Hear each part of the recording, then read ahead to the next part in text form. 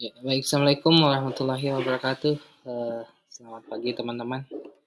Ini kuliah pertemuan ketiga di mata kuliah Writing for PR.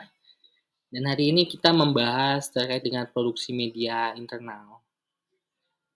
Teman-teman, di saat ini di lembaga modern tentunya memerlukan saluran media untuk menyampaikan pesan pada internal dan eksternal di suatu instansi atau kantor gitu ya. Jadi selain sebagai saluran untuk menjaga kepercayaan publik pada pimpinan dan kinerja seluruh tim di lembaga tersebut, diperlukan media internal yang dikelola oleh manajemen lembaga. Nah, hal ini biasanya atau media ini dikelola oleh divisi komunikasi publik gitu, atau divisi hubungan masyarakat seperti itu. Nah, jadi kalau kita lihat secara fungsi ya tadi, jadi bagaimana menjaga kepercayaan publik gitu, seperti itu. Makanya media internal itu sangat dibutuhkan. Lalu apakah media internal secara definisi ya gitu ya. Kalau kita merujuk pada salah satu bukunya Bahri dan Sambo dalam PR Writing gitu ya, bahwa media internal itu dimaknai sebagai media yang dikelola secara internal oleh lembaga atau instansi pemerintah dan swasta dengan tujuan untuk menjaga citra lembaga serta dibagikan secara gratis pada publik. Jadi media ini tidak mengkomersilkan gitu layaknya media massa seperti itu. Nah, adapun beberapa jenis media internal, teman-teman, ada 4 yang lazimnya banyak diakses gitu ya. Yang pertama adalah majalah atau tabloid, di mana majalah ini adalah salah satu terbitan berkala yang isinya meliputi berbagai liputan jurnalistik gitu. Jadi pandangan tentang topik aktual yang dapat diketahui pembaca dan menurut waktu penerbitannya dibedakan dengan majalah bulanan dan dua bulanan atau mingguan gitu. Jadi memang berkala ya gitu. Informasi-informasi atau mungkin hal ini menyangkut terkait dengan citra di perusahaan tersebut, apakah misalkan ada event, kemudian ada acara, kemudian pencapaian dan lain sebagainya mungkin ada di dalam konten majalah ini.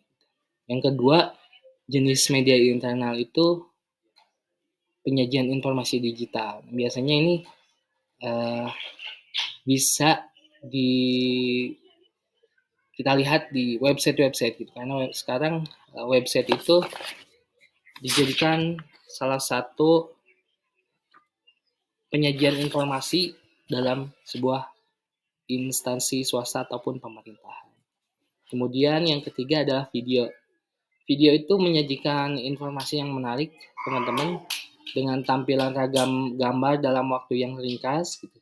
Satu video berisi biasanya durasinya 3 menit, namun tergantung misalkan ada video dokumenter secara efektif berdurasi 10-15 menit. Dan terakhir infografis. Jadi infografis ini berisi beragam informasi yang didesain dalam format grafis.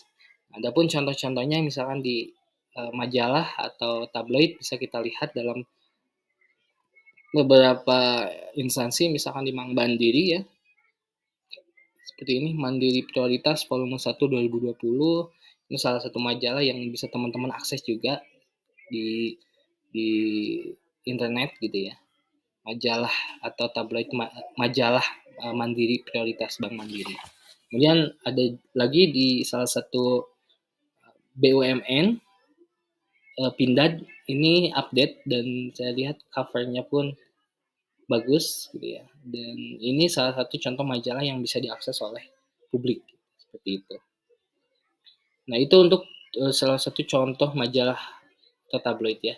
Yang kedua, kalau informasi digital kita pun bisa menemukan di beberapa website pemerintahan atau website resmi gitu ya. Seperti ini di kominfo.go.id, biasanya satu website itu ada website resmi, ada website informasi. Terkadang dipisah, tapi terkadang pun disatukan karena memang agar diakses dari satu pintu gitu. Misalkan ini di kominfo.go.id ada salah satu website, ada juga siaran pers, berita, pengumuman seperti dicontoh. Nah, ini salah satu website atau penyajian informasi digital yang disampaikan oleh kominfo.co.id. Ada juga memang secara terpisah seperti misalkan di jakarta.go.id ini ya. Ini contohnya seperti ini, jakarta.go.id tapi di dalamnya pun ada pusat medianya. Seperti sekarang di berita resmi. Nah, ini ada berita jakarta.go.id. Nah, ini website informasinya. Yang tadi di awal adalah website resminya. Jadi bisa terpisah seperti ini. Walaupun dalam satu website gitu. Jadi ada tautan link lain lah seperti itu. Nah, ini informasi digital ini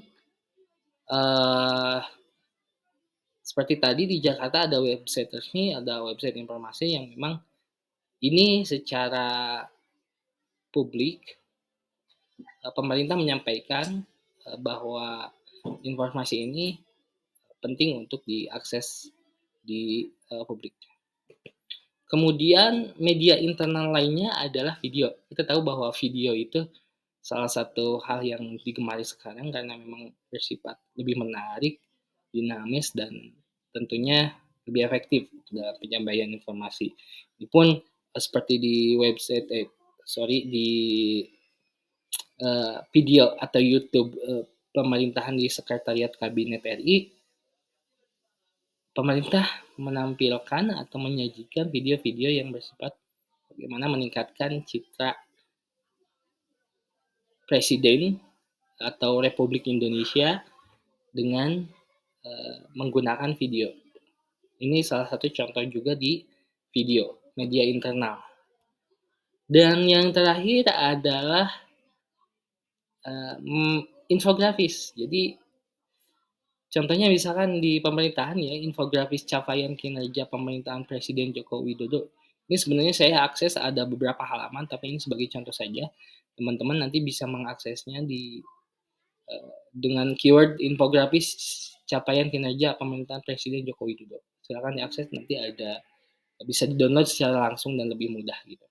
Nah, ini berisi beberapa halaman gitu ya. Beberapa halaman diantaranya di dalamnya pun ada ini bagaimana perjalanan dari 2014 sampai 2023, kemudian capaian-capaiannya, kemudian prestasinya, dan program-programnya bisa disampaikan di infografis ini.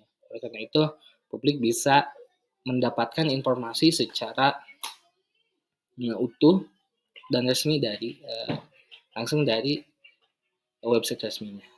Nah, itulah salah satu beberapa contoh media internal. Oke, nanti kita akan lebih lanjut membahas terkait dengan bagaimana membuat bahan berita untuk diinformasikan kepada publik. Terima kasih. Kita lanjut nanti di part selanjutnya.